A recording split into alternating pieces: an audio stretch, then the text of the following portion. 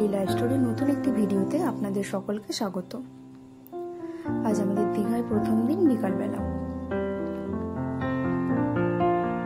এই দেখুন, জানলা খুললে যে বাড়িটি দেখা যাচ্ছে ওই বাড়িটির পিছনেই সমুদ্র।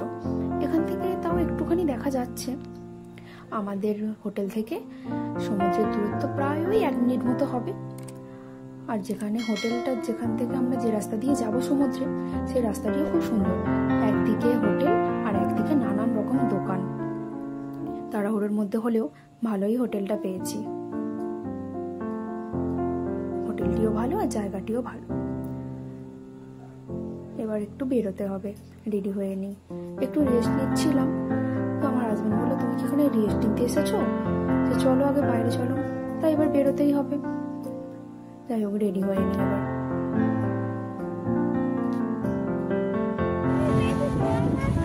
এই যে রেডি হয়ে বাইরে চলে এসেছে। দেখুন কত মানুষ এখনো স্নান করছে। এখন কিন্তু বাজে প্রায় ওই বিকাল 4:30, 4:45 হবে। সমুদ্রে এলে সত্যি কোনো সময়সীমা জ্ঞান থাকে না। যেন মনে হয় যখন আসি তখনই যেন সমুদ্রে নেমে পড়ি। সবাইকে দেখে নিজেরও মনে হচ্ছিল যে নেমে পড়ি। ছেলেটাও বলছিল যে মামা চলো স্নান করি, কিন্তু আজ আর নয়, যা হবে আগামীকাল।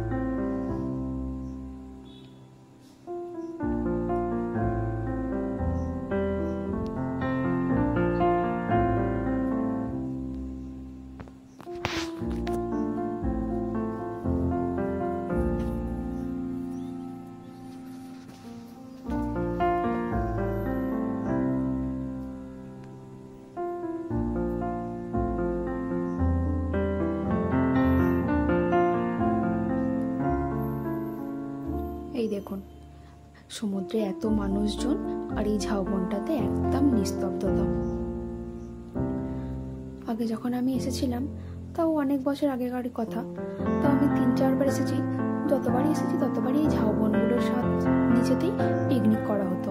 নানান লোক জায়গায় জায়গায় পিকনিক করতো, কিন্তু এখন পুরো একদমই পুরো নিস্তব্ধতা হয়ে গেছে। এখন আর মানুষ কেউ ওইভাবে দল বেঁধে পিকনিক করতে তো আসে না। এখন এতই যাতায়াতের সুবিধা হয়ে গেছে, বাস, ট্রেন, একদিনেই দীঘা এসে দীঘা থেকে আবার চলে যাওয়াও যায়। তাই এখন আর সেইভাবে কেউ পিকনিক করতে আসে না। ওই একটুখানি একদিনের জন্য ছুটি কাটিয়ে চলে যায়। তাই তো আমরাও একদিনের 2 দিনের ছুটি কাটাতে ভালো জায়গা পেলাম দীঘাটায়। সন্ধ্যাবেলা একটুখানি চাটা খেয়ে আবার বেরিয়ে পড়েছি। ছেলেটা এখানে এসে এত খুশি, সব সময় এদিকে ওদিকে লাফিয়ে যাচ্ছে। একটু আমি বলছি যে তোর একটু রেস্ট নিতে ইচ্ছা করছে না? ও বলছে যে না, আমি এখানে এসেছি, আমি পুরো ঘুরবো সারাক্ষণে। এই দেখুন, নানান রকম স্ট্যাচু এখানে হয়েছে। আগে তো সব ছিল না, এখন আরো সুন্দর হয়ে গেছে চারিদিকটা। এত লাইট, এত মানুষজন, এত নানান রকম মূর্তি, পার্ক, কতগুলো এখানে বসার জায়গা, এসব তো আগে ছিল না। এখন যেন আরো সুন্দর হয়ে গেছে। দেখুন সন্ধ্যেবেলার ভয়ঙ্কর সুন্দর রূপ সমুদ্রের।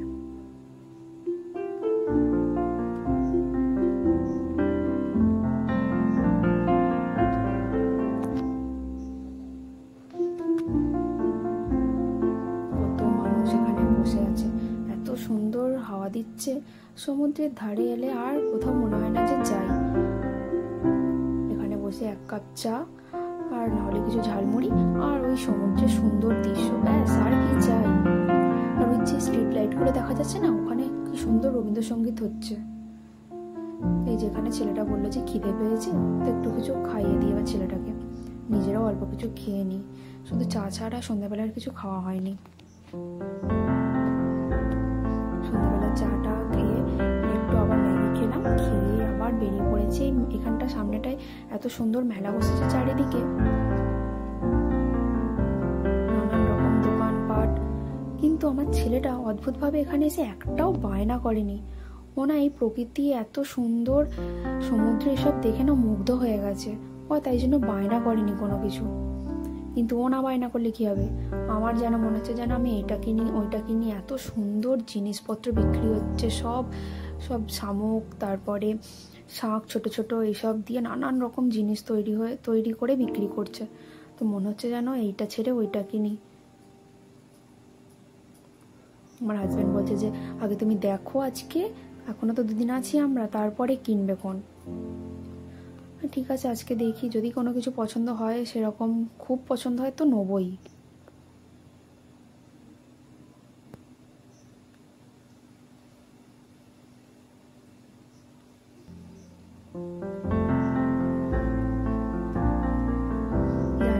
এবার হোটেলে ফিরতে হবে। এখন প্রায় ওই 9:45 বেজে গেছে। এবার আর পারছি না, এবার গিয়ে একটু রেস্ট নিতেই হবে আমাকে।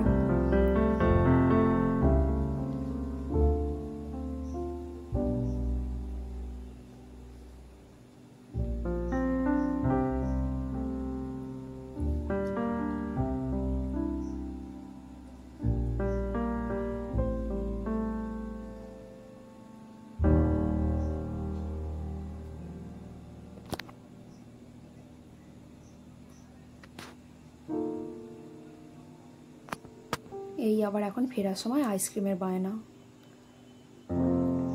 হোটেলে ফিরে ওর এখনো নাচ গান বন্ধ হয়নি, ওর কোনো ক্লান্ত বোধ নেই, ও যা ইচ্ছা এখন করছে করুক। এবার আমি ডিনার করে, ওকেও ডিনার করিয়ে এবার একটুখানি ঘুম পাড়িয়ে দেবো। যদি ভিডিওটি ভালো লাগে লাইক শেয়ার সাবস্ক্রাইব করে দেবেন।